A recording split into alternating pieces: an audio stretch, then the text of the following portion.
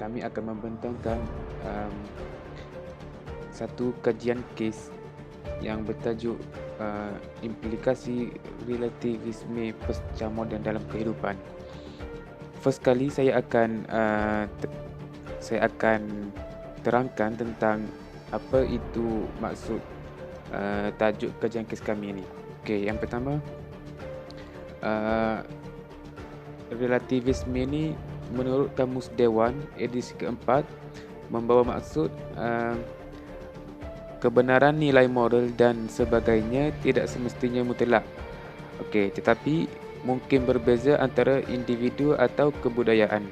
Relativisme juga berpendapat bahawa perbezaan manusia, budaya, etika, moral, agama bukanlah perbezaan dalam hakikat, melainkan perbezaan kerana faktor-faktor di luarnya. Pada pandangan Siddhartha ni dia seorang penulis buku falsafah yang berkelulusan PhD di sebuah universiti di Indonesia. Dia memberi pandangan bahawa relativisme ini terbagi kepada dua, iaitu relativisme di wilayah epistemologi dan relativisme di wilayah aksiologi. Walaupun di atas kertas keduanya dapat dibezakan, tapi pada tahap hujah mereka kita boleh anggap lebih kurang sama. Untuk penganut relativisme epistemologi ini, dia menyokong kedudukan relativisme aksiologi. Okey, relativisme dalam epistemologi disebut relativisme kognitif, yang mana dia mengajarkan bahawa tidak ada kebenaran mutlak dan universal dalam pengetahuan manusia. Okey, bagi secara aksiologi pula, tahap nilai juga timbul dari perspektif kemanusiaan. Bukan hanya benar atau salah, tetapi baik atau buruk juga datang melalui penilaian manusia. Pada pandangan penganut relativisme ini, mereka bahagikan kepada dua, iaitu relativisme individu dan relativisme sosial. Untuk perkataan lawan bagi relativisme ini ialah absolutisme, iaitu percaya bahawa mesti ada kebenaran dan kebaikan yang tunggal dan objektif, di mana dia ada dua pilihan sahaja, iaitu betul mutlak atau salah mutlak. Yang mana contohnya macam mencuri barang orang lain adalah salah dan buruk, dan untuk kesalahan mencuri barang tu tidak ada kompromi lah. Sama macam kalau 2 tambah 2 jawapannya 4.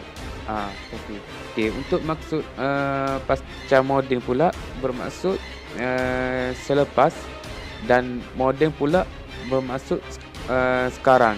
Bermakna berkaitan dengan masa sekarang lah. Kedua-dua maksud ini saya rujuk dalam Kamus Dewan edisi keempat. Kami telah bersetuju untuk buat 3 objektif kajian kami. Yang pertama, untuk mengenal pasti konsep relativisme dalam pembelajaran hukum. Okey, yang kedua, objektif kajian kami untuk mengkaji relativisme budaya dalam hak asasi manusia. Yang ketiga, mengenal pasti kesan atau implikasi relativisme pasca moden dalam kehidupan. Okey. Untuk metodologi kajian kami pula, kajian kami ini menggunakan kajian secara perpustakaan sahaja, kerana berkaitan dengan masa sekarang ni, PKP kami tidak dapat untuk keluar untuk cari maklumat tentang kajian kes kami ini di tempat-tempat di luar sana. InsyaAllah pada hari ini saya akan menerangkan pada bahagian saya, iaitu konsep relativisme dalam pembelajaran hukum. Apa itu relativisme? Relativisme ini bermaksud faham bahawa kebenaran nilai moral dan sebaliknya tidak semestinya mutlak, tetapi mungkin berbeza antara individu atau kebudayaan. Ini dalam Kamus Dewan edisi yang keempat. Kita tengok dalam konteks falsafah, kita mengetahui istilah relativisme ini kerap dibandingkan dengan absolutisme. Dalam buku teks, relativisme ini dibezakan menjadi dua bahagian, iaitu relativisme di wilayah epistemologi dan relativisme di wilayah aksiologi. Walaupun di atas kertas keduanya dapat dibezakan, tetapi dalam tataran argumentasi mereka dalam satu kubu. Penganut relativisme epistemologi akan mendukung posisi relativisme aksiologi, demikian pula sebaliknya.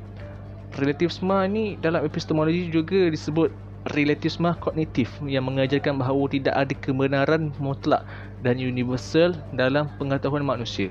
Semua hanya sampai pada tahap relatif yang betul. Seorang eksponen pakar dari zaman Yunani kuno yang bernama Protagoras Abdera telah lama mengajar tentang benda ni lah. Baginya, setiap kebenaran yang diukur dari ukuran subjektif manusia, kerana benar atau tidak benar ditentukan oleh manusia itu sendiri. Tidak ada kebenaran yang datang dari manusia seperti yang ditawarkan oleh ajaran politisme atau tauhid, kerana akhirnya ajaran-ajaran ini mesti diungkap dan diterjemahkan semula melalui kognisi manusia. Relativisme etika bersetuju dengan pandangan relativisme kognisi. Secara aksiologinya, tahap nilai juga timbul dari pandangan manusia. Bukan hanya benar atau salah, tetapi baik atau buruk juga datang melalui penilaian manusia. Dengan ini membantu kita memasuki perbincangan mengenai relativisme dalam undang-undang. Topik relativisme ini mempunyai kaitan ketika orang berbeza antara hukum positif dan negatif. Positif dan positif. Undang-undang prepositif adalah undang-undang yang wujud tanpa harus melalui campur tangan pihak berkuasa. Para sarjana undang-undang menyebutnya moral yang pada dasarnya adalah norma ideal. Oleh kerana norma-norma ini masih dalam keadaan ideal, format sebagai undang-undang belum ditetapkan. Undang-undang tersebut masih dalam bentuk ius costendum. Kes lain dengan undang-undang positif, undang-undang yang telah ditentukan dalam format tertentu melalui campur tangan pihak berkuasa. Menurut pandangan sejarah hukum, pada awalnya zat hukum positif yang ditetapkan oleh penguasa tidak diambil dari ius costendum, melainkan dari kebiasaan yang telah diamalkan dengan jelas oleh masyarakat setempat. Dengan kata lain, sesuatu yang positif sebenarnya adalah sesuatu yang empirikal, kerana pada awalnya tidak ada perbezaan antara hukum positif dan hukum adat. Maka perbezaan tersebut kemudian diarahkan pada perbezaan antara hukum positif dan hukum ideal meta-yuridis. Daripada pandangan Profesor Hazim, daripada hujah dia, iaitu pihak pasca-modernis ialah ilmu sains yang menganggap bahawa hanya sains merupakan ilmu yang sah dan sahih yang memberikan kita kebenaran yang mutlak tentang pengetahuan tentang alam ini. Jadi, bagi pihak pasca-modernis, konsep relativisme adalah satu cara untuk menafikan konsep NN, iaitu ataupun seperti yang didakwa oleh sains, hanya sains yang mampu memberi kita pengetahuan yang sebenarnya mengenai alam kita yang kita duduk sekarang ni, ialah mengenai alam ini. Sebenarnya inilah yang mahu dicabar oleh pihak pasca-modernis. Pasca-modernis ini juga mempunyai implikasi terhadap kefahaman keagamaan dan sebagainya secara tidak langsung. Itu sebersikit daripada hujah-hujahan daripada Profesor Hazim. Assalamualaikum warahmatullahi wabarakatuh. Hari ini saya akan membentangkan sedikit sebanyak tentang relativisme budaya dalam hak asasi manusia. pertentangan antara teori universalism dan teori relativism budaya dalam memandang hak asasi manusia ini ia sudah dimulai sejak munculnya pemikiran atas hak-hak kodrati manusia. Sebahagian pemikir memandang bahawa manusia memiliki hak yang muncul secara alamiah tanpa adanya peranan ataupun campur tangan dari pihak lain.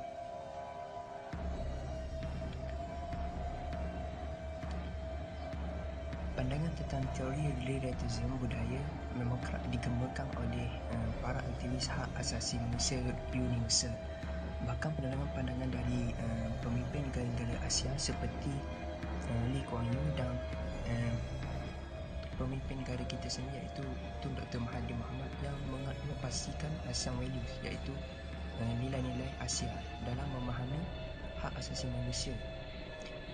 Hak asasi manusia ini dipandang sebagai usaha untuk memajukan kepentingan lain di luar hak asasi manusia. Jika kita lihat pengertian daripada hak asasi manusia ini, hak asasi fundamental untuk memahami hakikat hak asasi manusia. Terlebih dahulu akan dijelaskan pengertian dasar tentang hak. Hak merupakan unsur normatif yang berfungsi sebagai pedoman berperilaku, melindungi kebebasan, kekebalan serta menjamin adanya peluang bagi manusia dalam menjaga martabat. Perkembangan hak asasi manusia.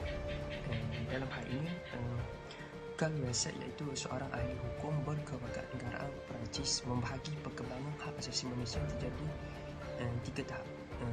Yang pertama iaitu generasi pertama hak asasi manusia ini diwakili oleh kata kebebasan, iaitu hak-hak dari generasi pertama sering disebut sebagai hak klasik, hak yang lama, kerana tuntutan atas hak-hak ini muncul pada abad ke-17 dan ke-18 pada saat terjadi revolusi yang menuntut persamaan hak di Perancis, Amerika Syarikat dan Inggeris.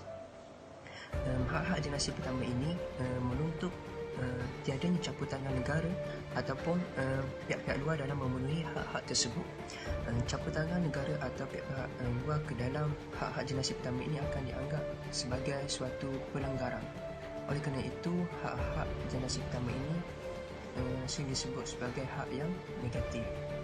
Manakala generasi yang kedua iaitu hak asasi manusia ini ia terbit daripada kata persamaan.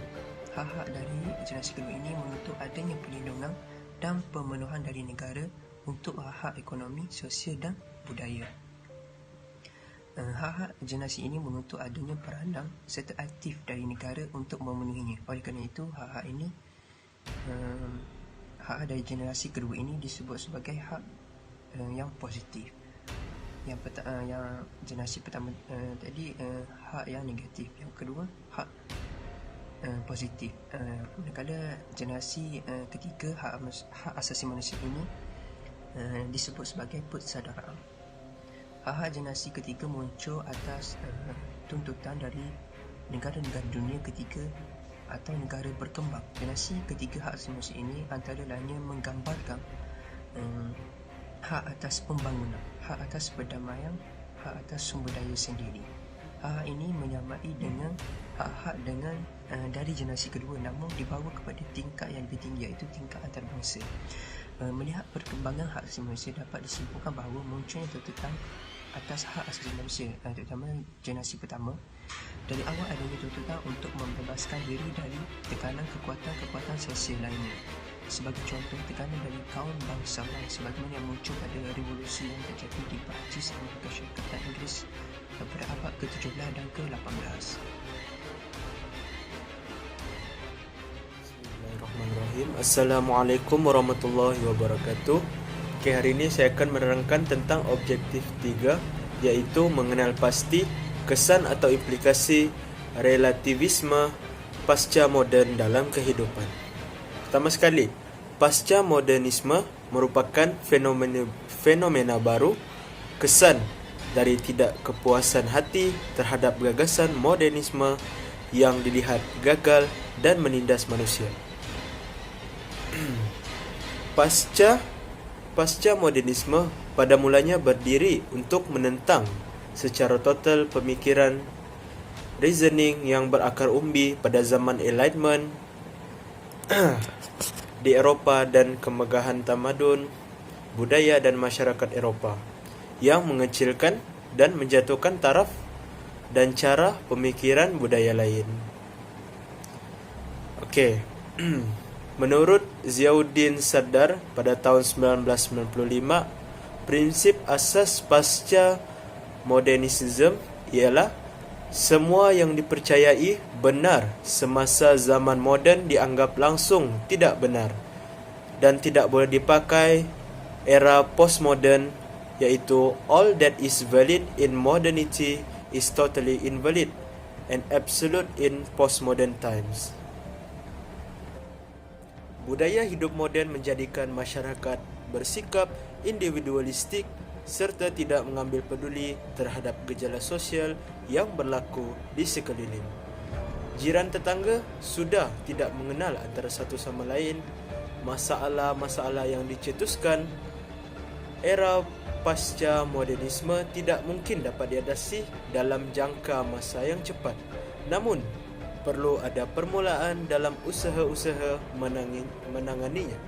Metodologi pendidikan agama di negara ini harus diambil kira dan disesuaikan dengan pasca modernisme.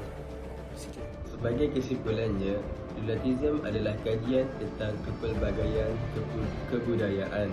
Ia mengkaji kepelbagaian, kepercayaan dan amalan moral berbeza antara sesuatu budaya. Sebagai contoh, sesetengah masyarakat mengutuk homoseksual, sedangkan masyarakat lain menerima homoseksual. Dalam sesetengah budaya pelajar yang membetulkan guru akan dianggap tidak sopan, tingkah laku di tempat lain itu mungkin digalakkan.